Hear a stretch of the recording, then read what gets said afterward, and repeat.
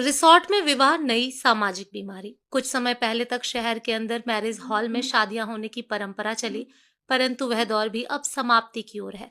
अब शहर से दूर महंगे रिसोर्ट में शादियां होने लगी हैं। शादी के 2 दिन पूर्व से ही ये रिसोर्ट बुक करा लिए जाते हैं और शादी वाला परिवार वहां शिफ्ट हो जाता है। आगंतुक और मेहमान सीधे वहीं आते हैं और वहीं से विदा हो जाते हैं।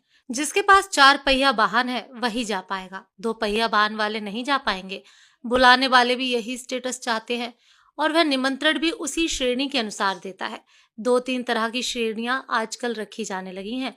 किसको सिर्फ लेडीज संगीत में बुलाना है, किसको सिर्फ रिसेप्शन में बुलाना है, किसको कॉकटेल पार्टी में बुलाना है और किस वीआईपी परिवार को इन सभी कार्यक्रमों में बुलाना है।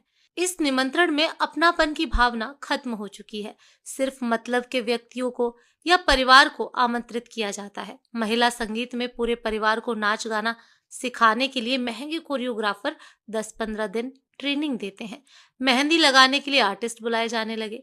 मेहंदी में सभी को हरी ड्रेस पहनना अनिवार्य है। जो नहीं पहनता उसे हीन भावना से देखा जाता है, लोअर कैटेगरी का मानते हैं। फिर हल्दी की रस्म आती है। इसमें भी सभी को पीला कुर्ता पजामा पहनना अति आवश्यक है। इसमें भी वही समस्या है, जो नहीं पहनता उसकी इज्जत कम होती है।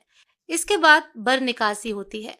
इसमें अक्सर देखा जाता है जो पंडित को दक्षिणा देने में 1 घंटे का डिस्कशन करते हैं, वह बारात प्रोसेशन में 5 से 10 हजार नाच गाने पर उड़ा देते हैं। इसके बाद रिसेप्शन स्टार्ट होता है। स्टेज पर वरमाला होती है। पहले लड़की और लड़के वाले मिलकर हंसी मजाक करके वरमाला कराते हैं। आजकल स्टेज पर धुएं की धुनी छोड़ देते हैं। दूल्हा दुल्हन को अकेले छोड़ दिया जाता है, बाकी सबको दूर भगा दिया जाता है और फिल्मी स्टाइल में स्लो मोशन में वह एक दूसरे को वरमाला पहनाते हैं। साथ ही नकली आतिशबाजी भी होती है। स्टेज के पास एक स्क्रीन लगा रहता है, उसमें प्री वेडिंग शूट का वीडियो चलती रहती है। प्रत्येक परिवार अलग अलग कमरे में ठहरेगा, जिसके कारण दूर दराज से आए बरसों बाद रिश्तेदारों से मिलने की उत्सुकता कहीं खत्म सी हो गई है, क्योंकि सब अमीर हो गए हैं, पैसे वाले हो गए हैं। मेल मिलाप और आपसी स्नेह खत्म हो चुका है। रस्म अदायगी पर मोबाइल से बुलाए जाने पर कमरे से बाहर निकलते हैं। सब अपने को एक दूसरे से रईस समझते हैं और यही अमीरियत का दंभ उनके व्यवहार से भी झलकता है। कहने को तो रिश्तेदारों की शादी में आए हुए होते हैं, परंतु अहंकार उनको यहाँ भी नहीं छोड़ता। वे अपना अधिकांश समय करीबियों से मिलने के बजाय अपने अपने कमरों में ही गुजार देते हैं।